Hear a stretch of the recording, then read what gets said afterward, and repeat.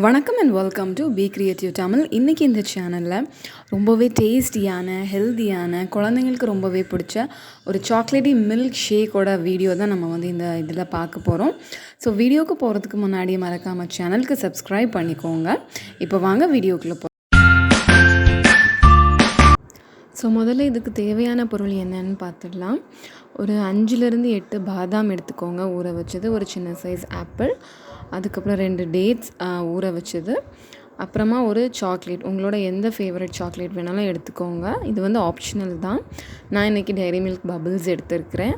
அப்புறமா ஒரு டம்ளர் காய்ச்சி ஆற வச்சின பால்.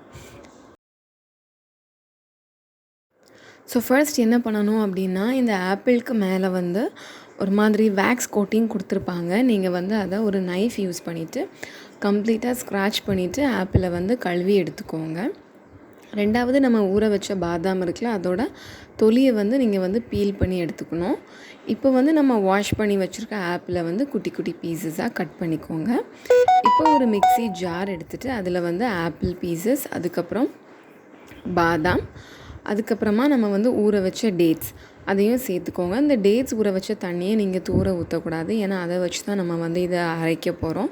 ஸோ அதுக்கப்புறமா நீங்கள் உங்களோட ஃபேவரட் சாக்லேட்டை இதில் சேர்த்துக்கோங்க. சேர்த்தாச்சு. இப்போ நம்ம இதை நல்லா கிரைண்ட் பண்ணி எடுத்துக்கலாம்.